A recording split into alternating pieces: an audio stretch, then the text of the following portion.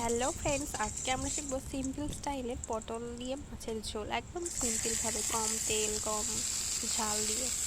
তো দেখতেই পাচ্ছ, প্রথমে তেল গরম হলে কড়াতে টমেটোটাকে এরকমভাবে কেটে হালকা করে ভেজে নেব। আমরা একটু কালার চেঞ্জ হয়ে গেলেই আমরা নামিয়ে নেব।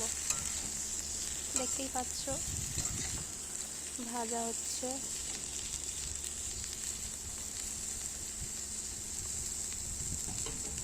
একটু নুন হলুদও আমরা দিয়ে দেবো এর সাথে, দিলে ভালো হয়।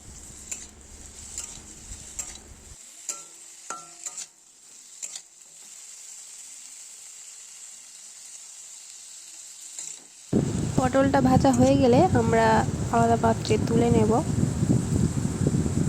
তারপর আবার কড়া গরম হলে কড়াতে তেল দিয়ে ফোড়ন দেব। ফোড়নে পেঁয়াজ দেব, দিয়ে পেঁয়াজটা হালকা হালকা ভাজা হলে আমরা আলুটাকে দিয়ে দেব। দেখতেই পাচ্ছ ফোড়ন দিয়ে দিলাম, সাথে সাথেই পেঁয়াজটাকে দিয়ে দেব।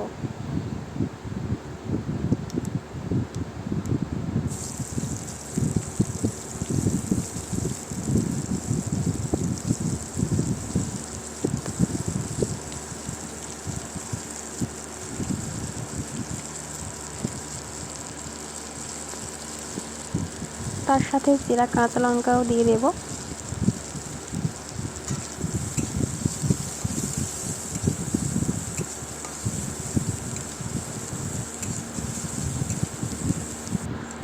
দেখতেই পাচ্ছ মোটামুটি ভাজা ভাজা হয়ে গেছে, তখনই আলুটাকে আমরা দিয়ে দেব।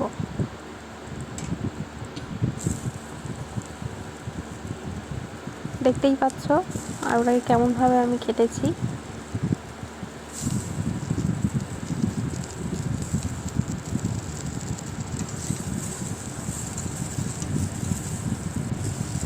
এইভাবে হালকা হালকা নাড়িয়ে চাড়িয়ে তারপর ভাজা ভাজা হালকা হালকা ভাজা করে নিতে হবে। তারপর হালকা ভাজা হয়ে গেলে এর সাথে আমরা পটলটাকেও অ্যাড করে দেব।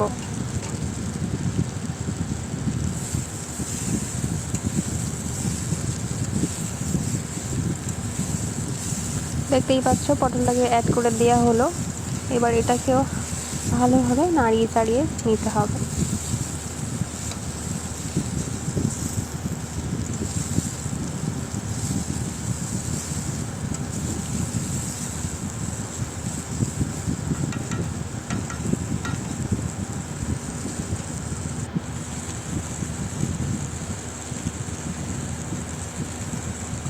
এই রেসিপিটা আপনারা বাড়িতে একবার হলেও ট্রাই করে দেখবেন, দেখবেন ভালো লাগবে আপনাদের সবার। তারপর আমরা পরিমাণ মতো নুন দিয়ে দিলাম।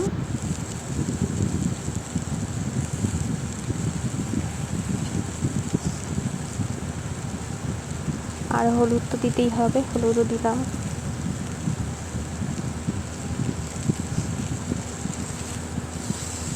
আর লঙ্কা গুঁড়ো আমরা বেশি দিইনি, অল্প সামান্য দিলাম একটু। এবার এটাকে কষাতে হবে, মোটামুটি ভালোভাবে কষিয়ে নিতে হবে।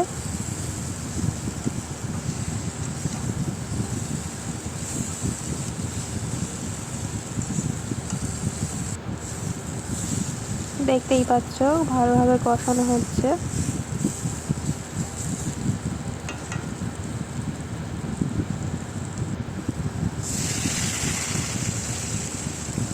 তারপর কষানোর পর ভালোভাবে আমরা জল দিয়ে দেব,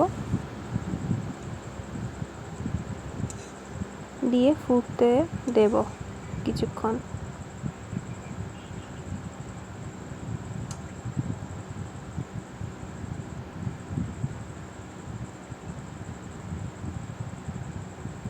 তারপর মাছটাকে দিয়ে দিতে হবে। দেখতেই পাচ্ছ মাছ দিয়ে দেওয়া হচ্ছে। দেন মাছটাকে দিয়ে দিলে আমরা আরও কিছুক্ষণ ফুটিয়ে নেব তরকারিটা। দেখতেই পাচ্ছ তারপর আমার তরকারি একদম পুরো রেডি হয়ে যাবে। তারপর দেখতেই পাচ্ছ আমি খেতে দিয়েছি। দেখতেই পাচ্ছ তরকারিটা কতটা সুন্দর পাতলা হয়েছে। তো অবশ্যই আপনারা ট্রাই করবেন অন্তত একবার, দেখবেন। তো চলো টাটা।